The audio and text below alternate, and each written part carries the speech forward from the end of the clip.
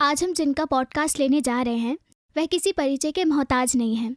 हनुमंत कृपा प्राप्त श्री रसराज जी महाराज। प्रणाम। जय सिया राम। जय सिया राम। इस पॉडकास्ट की शुरुआत मैं सुंदरकांड के श्लोक से करना चाहूँगी। शांतं शाश्वतमप्रमेयमनघं निर्वाण शान्तिप्रदं ब्रह्मा शम्भुफणेन्द्र सेव्यमनिशं वेदान्तवेद्यं विभुं रामाख्यं जगदीश्वरं सुरगुरुं मायामनुषं हरिं वन्देऽहं करुणाकरं रघुवरं भूपालचूडामणिं नान्यास्पृह रघुपते हृदयसुन्दे सत्यं वदामि च भवान् खिलान्तरात्मा भक्तिप्रच रघुपुङ्गव निर्भराम मे कामादिदोषरहितं कुरु मानसं च अतुलितबलधामं हेमशैलावदेहं दनुजीवन् कृशानुं ज्ञानिनामाग्रगण्यं सकलगुणनिधानं वानिराणामधीशं रघुपतिप्रियभक्तं वातजातं नमामि। वाह, बहुत अच्छा। बहुत बहुत शुक्रिया। महाराज जी, आपने एक बार बताया था कि आपका बचपन मोती नगर की गलियों में बीता है, तो उस बारे में कुछ बताइए। बचपन क्या, मेरे मामा जी यहीं रहते हैं जी। ये पुरी का मंदिर के पास गुरुद्वारा है ना। हाँ जी, हाँ जी। गुरुद्वारे के सामने। तो उस समय बचपन में मैं यहाँ आता ही रहता था जब जब छुट्टियाँ होती। और एक बार का तो किस्सा है, हमारी मम्मी बताती है कि ये पुरी के मंदिर में खो गया था मैं। अच्छा। कोई यहाँ शनि बाजार लगता है शायद इस रोड पर। हाँ, तो उसमें मैं खो गया। तो फिर पुरी के मंदिर में मैं बैठा, तो वहाँ किसी ने बताया कि कोई बच्चा बैठा है। मोती नगर बहुत, यहाँ तो मैं खूब आनंद लिया हमने। तो आप बचपन में किस तरह के व्यक्ति थे? मतलब बच्चे थे शांत स्वभाव के या शरारती? शरारती। तो कोई ऐसी शरारत जो आपको आज भी याद हो? बहुत शरारते। लड़ाई करना, पीट देना किसी को भी, अच्छा। ये सब, लेकिन बुरा नहीं किया किसी का। तो सुंदरकांड आपके जीवन में कैसे आया? सुंदरकांड पता ही नहीं कैसे आ गया। मुझे तो ये लगता है कि भगवान प्रकृति तुलसी जैसी भतव्यता तैसी होत सहाय, जैसा विचार वैसा संसार। जी हम जिस ये प्रकृति धरती गोल है। जी। आदमी जो सोचता है उसको वैसे ही लोग, वैसा ही मार्ग, वैसे ही स्टेशंस आगे मिलने शुरू हो जाते हैं। बिल्कुल। कोई सिंगिंग लाइन में है तो उसको वही आगे सुरीले लोग मिलने शुरू हो जाएंगे। जी। उसको वही उसी टाइप का आगे संसार मिलने लग जाएगा। जिसको इस मार्ग में जाना है, भक्ति मार्ग में जाना है, तो भगवान अपने आप ही आगे से आगे। यहाँ बहुत, मैं तो पक्का कह सकता हूं कि जैसा सोचते हैं, भगवान कहते हैं जो तू आवे एक पग तो मैं आऊं पग 60। तो किसी ने कहा भगवान से कि भाई आप तो चलो 60 पग भी आ जाएं तो भी कितना दूर है, कैसे आएंगे? तो भगवान ने कहा कि क्यों नहीं आ पाऊंगा? बोले हम तो बहुत दूर हैं, 60 पग भी बढ़ाओगे, एक पग बढ़ाते हैं। तो भगवान ने कहा मेरा पग बढ़ाना बड़ा अलग है। एक चरण मेरो पड़े तेरो पड़े, मम हित चित पे छूच, लेकिन मेरो कदम बढ़ाए वो जरा राजा बलि से पूछ। कि मैं जब कदम बढ़ाता हूं तो एक ही बार में पृथ्वी नाप देता हूं।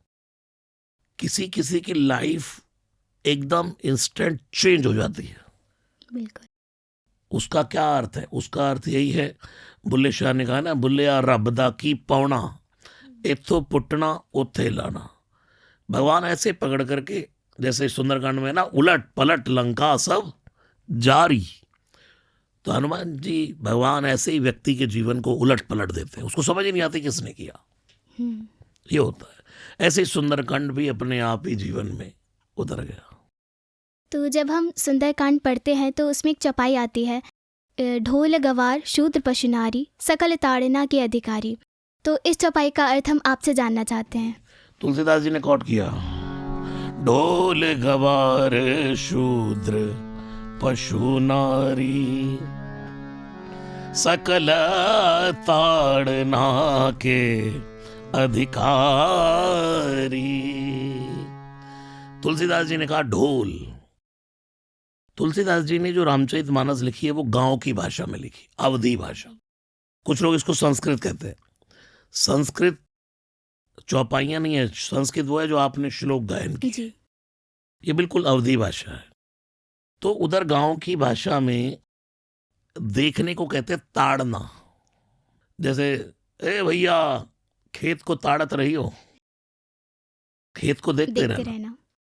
तो ऐसे ही ढोल, यानी कि ढोल, ढोलक, तबला, इंस्ट्रूमेंट जो खाल के इंस्ट्रूमेंट है, जब तक इनकी देखभाल नहीं होगी तो मौसम के हिसाब से उतर चढ़ जाते हैं।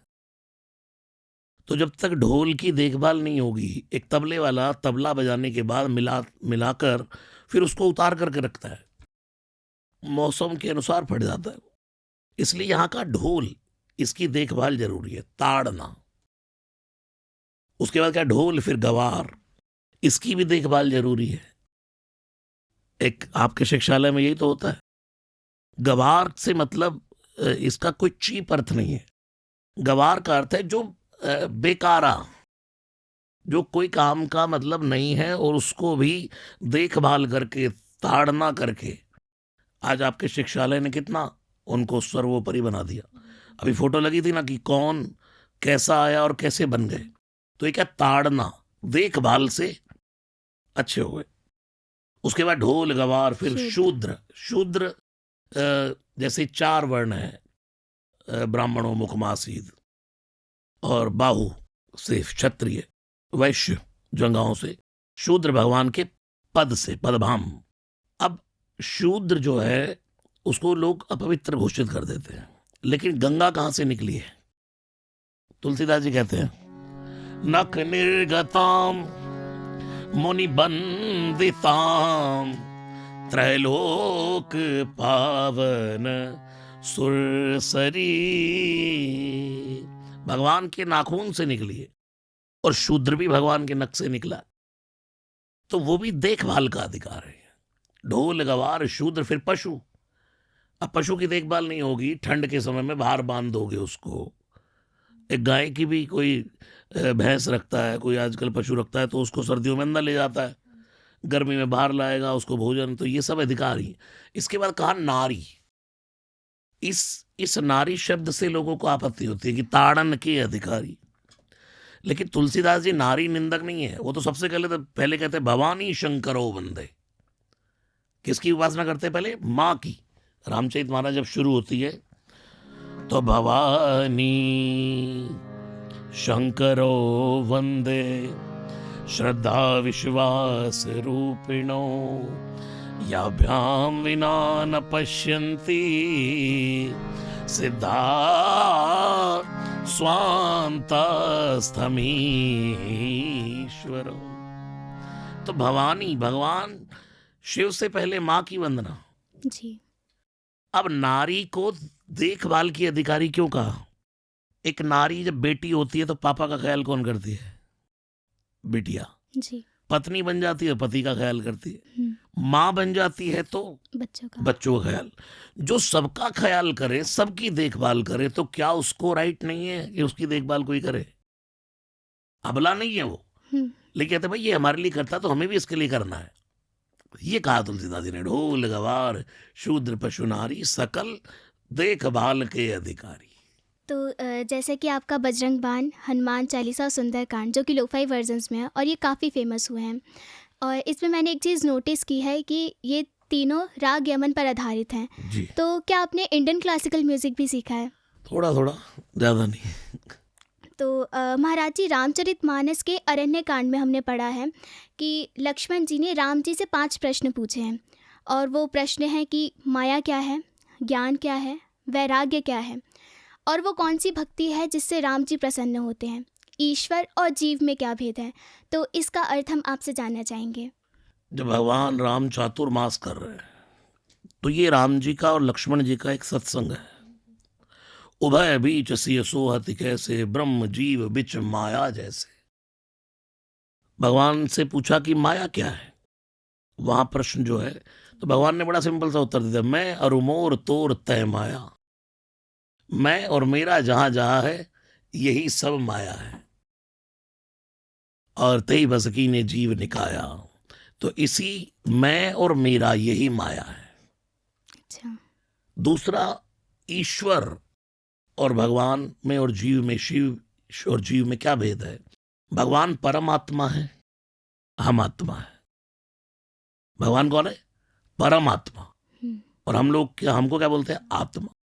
तो परमात्मा ने एक बार मन में सोचा कि क्यों ना खाली बैठे कुछ करें, अपने भीतर से एक आत्मा निकाली, वो आत्मा निकली और परमात्मा में से निकली आत्मा, और भगवान ने कहा आओ मुझे पालो। तो परमात्मा वहां बैठे हैं, हम आत्मा है, हम भाग दौड़ में लगे हैं। अब हम साधन ढूंढ रहे हैं, कोई भक्ति मार्ग, कोई ज्ञान मार्ग, कोई वैराग्य मार्ग। आत्मा से परमात्मा का मिलन, आत्मा से परमात्मा तक की दौड़, यही है जीव और शिव का भेद। ज्ञान नहीं कछु पावन ज्ञान समाना, दुनिया में ज्ञान से पावन कुछ नहीं है। और भगवान कहते हुए ज्ञानी मोहि अति प्यारा, ज्ञानी मुझे अति प्यारा है। लेकिन उसके बाद जब भक्ति की भावना आ जाती है, जब ज्ञान के साथ भक्ति जुड़ जाती है, जैसे भगवान श्री राम सत्य हैं। अभी आपने पहला श्लोक गाया ना, शांतम, राम कौन है? शांत। शांतम। उसके बाद शांतम राम सत्य है, रामो विग्रहवान धर्म साधु सत्य पराक्रमा। लक्ष्मण जी वैराग्य का स्वरूप है, सीता जी भक्ति का स्वरूप है। इन तीनों को पाने के लिए गुरु के द्वारा मिला हुआ ज्ञान जब हमें प्राप्त होता है, तो हम सत्य को भी पा लेते हैं, वैराग्य को भी पा लेते हैं और भक्ति को भी पा लेते हैं। महाराज जी, मेरा एक और प्रश्न था कि हनुमान जी को राम जी का परम भक्त कहा जाता है, पर राम जी की भक्ति तो सभी करते हैं, तो फिर हनुमान जी को ही राम जी का परम भक्त क्यों कहा जाता है? तुलसीदास जी ने कहा है, हनुमान सम नहीं बड़ भागी, नहीं को राम चरण अनुरागी। दुनिया में कोई भागी है, कोई बड़ भागी है, कोई अतिशय बड़ भागी है, लेकिन हनुमान सम नहीं बड़ भागी। क्यों? क्योंकि कहीं ना कहीं हम सबका स्वार्थ जुड़ा है। जब लंक विजय होकर के आए तो किसी ने कहा तुम्हें क्या मिला हनुमान? अंगद को किष्किंधा का एक पद मिला जी। सुग्रीव को, अंगद को किष्किंधा का एक पद मिला, विभीषण को लंका का एक पद मिला, तुम्हें क्या मिला? हनुमान जी ने सीधा कूदे और भगवान के दोनों चरण पकड़ लिए और बोले अंगद तुम्हें तो किष्किंधा का एक पद मिला, विभीषण को लंका का एक पद मिला, मुझे तो भगवान के दो दो पद कमल मिल गए। इसलिए हनुमान सम नहीं बड़ भागी, नहीं कोई राम चरण अनुरागी। गिरिजा जासु प्रीति सिवकाई, बार बार प्रभु निज मुख गाई। ऐसे हनुमान जी की महिमा को भगवान ने स्वयं अपने मुख से गाया। एक तो आपने चौपाई में राम लखन सीता मन बसिया, प्रभु चरित सुनिबे को रसिया। जी। राम लखन सीता मन बसिया। बड़ी बात ये नहीं कि भगवान हमारे मन में बसते हैं, बड़ी बात यह है कि हम भगवान के मन में बसते हैं। हनुमान जी किसके मन में बसते हैं? राम लखन सीता मन बसिया। इसलिए हनुमान जी परम भक्त है। महाराज जी, हम अपने आसपास देखते हैं कि लोग चलते फिरते या फिर कुछ काम करते करते बजरंग बाण सुनते हैं, तो क्या बजरंग बाण गाने की कोई विशेष विधि है? कोई विधि नहीं, को विधि को निषेध। उसमें ही लिखा है निश्चय प्रेम प्रतीति ते विनय करे सन्मान, और तय के कार्य सकल शुभ सिद्ध करे हनुमान। उसके बाद जब आता है ओम चम चम चम जबल जलंदा, ओम हनु हनु हनु हनुमन हनुमंता, ओम हम दैत कवि चंचल, ओम सम सम सैमी पराने हल्लल। अपने जन को तुरत उबारो, सुमिरत होई आनंद हमारो, यह बजरंग बाण जय मारे, ताई कहो फिर कौन उबारे, पाठ करे बजरंग बाण की। क्या लिखा है? पाठ करे बजरंग बाण की। वही तो कह रहा है बजरंग बाणी, पाठ करो, जो भी पाठ करे बजरंग बाण की। तो फिर पाठ करे बजरंग बाण की, हनुमत रक्षा करे प्राण की। जो भी पाठ करे उसकी रक्षा हनुमान जी करेंगे। महाराज जी, क्या आप हमें सुंदरकांड की कोई ऐसी 5 चौपाइयाँ बता सकते हैं जिसका लोग निरंतर जाप करें, जिससे साहस मिले और निरोगी काया प्राप्त हो? देखिए, अगर मैं ऐसा बोलूं कि ये चौपाइयाँ करो, ये करो, तो उसमें कंपेयर हो जाता है बड़ा जी। छोटा, को बड़ छोट कहत अपराध हो। लेकिन मैं आपको बताऊं, जरूरी नहीं कि सुंदरकांड की चौपाइयाँ हो, पूरा रामचरितमानस। कुछ आपने कहा तो पहली चौपाई आप ये ले लीजिए, प्रवेश नगर की जय सब काजा। अपने घर से निकलो तो ये चौपाई जाप करके, हृदय राखी कौशलपुर राजा, हृदय राखी कौशलपुर राजा। अपने घर से निकलो तो ये चौपाई का जाप करके, प्रवेश नगर की जय सब काजा। दूसरा, अगर भगवान का धन्यवाद करना हो जी। तो बोलो, प्रभु की कृपा भयो सब काजू। है प्रभु, आपकी कृपा से सब कुछ हुआ, जन्म हमार सुफल भाजू। हे प्रभु, आपकी कृपा से ही जन्म सफल हुआ। फिर अगर हनुमान जी ने जीवन में कृपा हुई तो कह दो, नाथ पवन सुत कीन जो करनी, सहसहु मुख ना जाई सो बरनी। ठीक है। एक चौपाई मुझे बड़ी प्रिय है, जब भरत जी ने कहा श्री राम से, जेहि विधि प्रभु प्रसन्न मन होई, करुणा सागर कीजिए सोई। एक चौपाई नारद जी ने कही, जेहि विधि होई नाथ हित मोरा, करो सो बेगी दास में तोरा। कुछ लोग कहते हैं इस चौपाई को भगवान को रोज कहना चाहिए, जेहि विधि होई नाथ हित मोरा, करो सो बेगी। लेकिन मैं कहता हूं कि इसमें तो भाई बेगी, एक नौकर को जब है जल्दी करो जी। यानी कि ये करना ही है आपको। एक हो गई भगवान का रिगार्ड कर रहे हैं, भगवान को समर्पण कर दिया कि भाई जेहि विधि प्रभु प्रसन्न मन होई, करुणा सागर कीजिए सोई। और अगर सुंदरकांड की कुछ चौपाइयाँ अगर आपको लेनी हो तो आप ये वाली चौपाई भी श्री हनुमान जी को सुना सकते हैं, यानी कि अंतिम दोहा जो है, सकल सुमंगल दायक रघुनायक गुणगान, सादर सुनैते तरही भव सिंधु बिना जल जान। और सुंदरकांड की 4 हो गई ना, 3 चौपाई 1 दोहा हो गया। और भी अगर सुंदरकांड की कोई चौपाई भगवान को सुनानी हो तो प्रभु से हमेशा ये कहते हैं, अब कृत कृत भयो में माता, आशीष तब अमोघ विख्याता। हे प्रभु, अब मैं कृतकृत हो गया आपकी कृपा से। ये चौपाइयां सुनाइए भगवान को। कुछ लोग अपने स्वार्थपूर्णता के लिए कहते हैं कि भाई किष्किंधा कांड से पहले जो चौपाई है, कवन सुखाद कठिन जग माई, जो नहीं होई तात तुम पाई। तो इन चौपाइयों से हनुमान जी शायद कम प्रसन्न होते हैं, जिसमें थैंक्सफुल प्रेयर है। महाराज जी कहते हैं कि अगर हम किसी के साथ बुरा करें तो आने वाले समय में हमारे साथ भी बुरा होता है। पर मैंने ऐसे बहुत से लोगों को देखा है जो कभी किसी का बुरा नहीं चाहते, पर फिर भी उनके साथ बुरा होता है। ऐसा क्यों? इसी को कहा है, कर्मन की गति न्यारी, सुंदर नयन मृगा को दीने, कोयल कर दैकारी।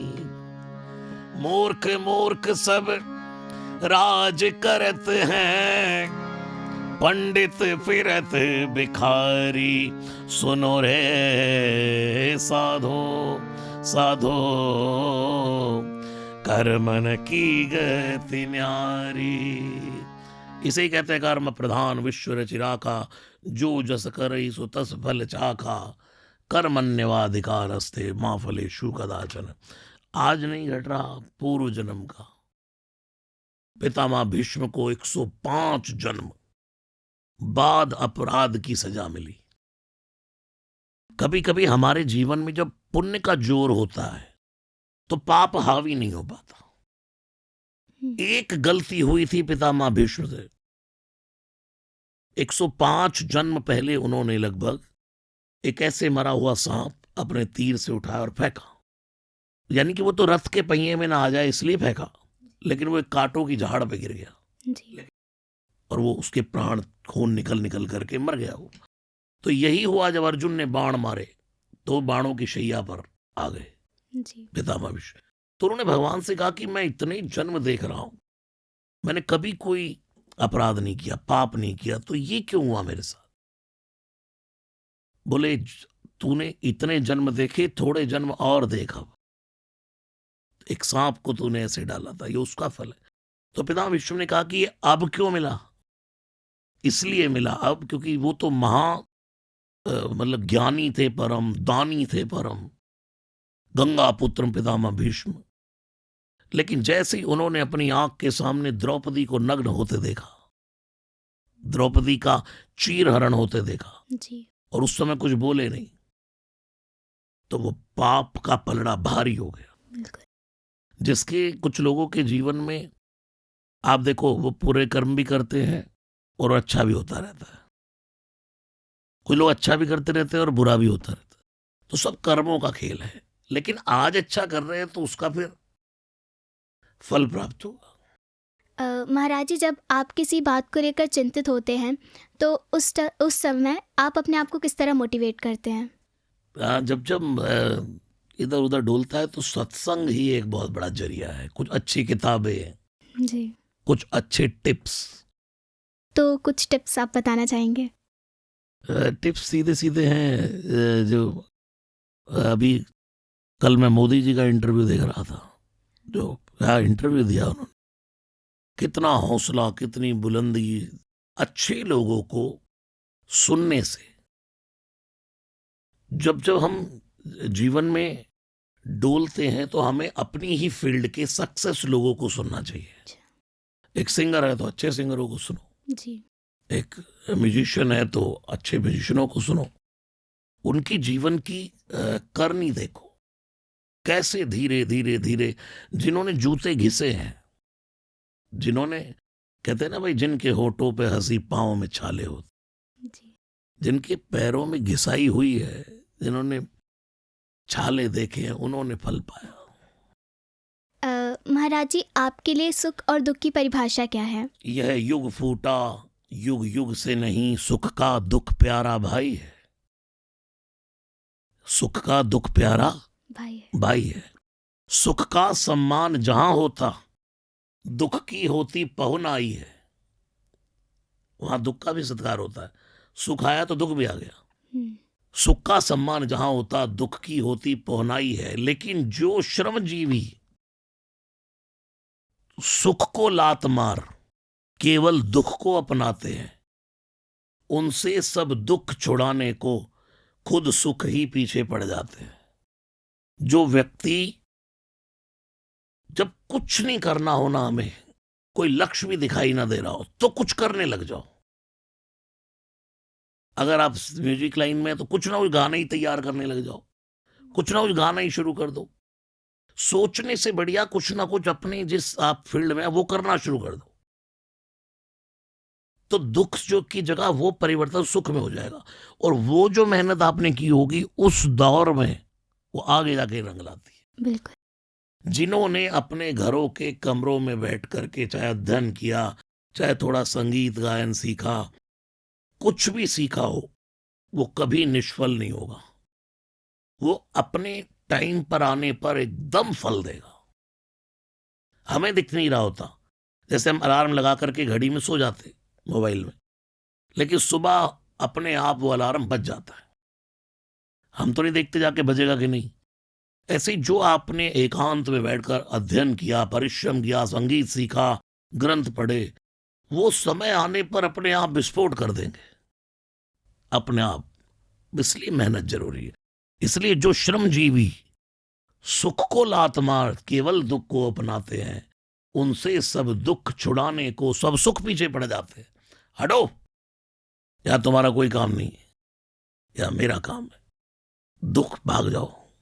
तो महाराज जी, जब हम सुबह शिक्षालय आते हैं तो हमारे दिन की शुरुआत हनुमान चालीसा से होती है, तो आपके दिन की शुरुआत किस तरह होती है?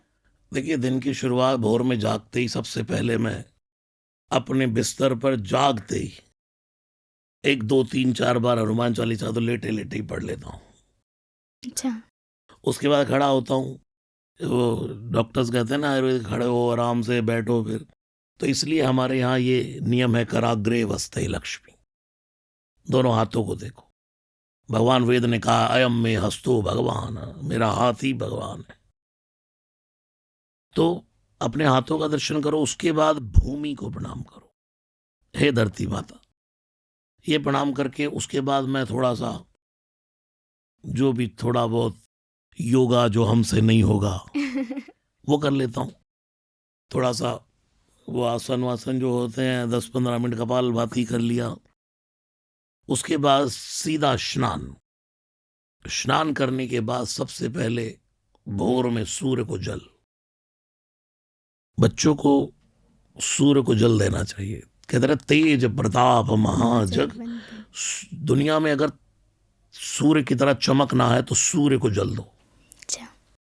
उसके बाद ये करने के बाद फिर उसके बाद अध्ययन, हनुमान चालीसा लगा लेता हूँ टीवी पर, सुंदरकांड, फिर रामायण का, राम रक्षा स्तोत्र का, ये पाठ करता रहता हूँ। फिर मंदिर जाता हूँ, अगर कहीं नहीं जाना होता तो फिर जहाँ निकलना होता है निकल जा। रोज मंदिर जाने का नियम है। अच्छा। आज भी आपके पास आया तो मंदिर होकर। बहुत अच्छा लगा आज आपसे बात कर कर, नई चीज़ों को जानकर समझकर। और इस पॉडकास्ट को विराम मैं अपने आखिरी प्रश्न से कहना चाहूँगी, कैसा लगा आपको शिक्षालय पॉडकास्ट में आकर, और शिक्षालय कैसा लगा? शिक्षालय बहुत अच्छा है और ये शिक्षालय और भी आगे बढ़ता रहे। जो भी बच्चे कहीं इधर उधर भटके हैं जी। उन सबको ला करके आप सब ने इस शिक्षालय में शिक्षावान बना दिया, विद्यावान बना दिया, जी। गुणी बना दिया। विद्यावान गुणी अति चातुर। चातुर, और राम काज करीबे को आतुर। ये बच्चे सब यही कर रहे हैं, विद्यावान भी हो गए, गुणी भी हो गए, अति चातुर भी हैं। तालियां भी सब में बजाते हैं। मैंने हनुमान चालीसा किया तो बिल्कुल रिदम की जरूरत ही नहीं थी, जी। लय में ताली बजा रहे थे। पेंटिंग्स देखो यहाँ की, बच्चों की एडिटिंग देखो, सब क्षेत्र में माहिर हो रहे हैं। तो मैं बहुत शुभकामनाएं देता हूँ इस शिक्षालय को और यहाँ के टीचर्स को, यहाँ के संगीत को। आप सब खूब खुश रहिए। प्रणाम। जय सिया राम। जय सिया राम।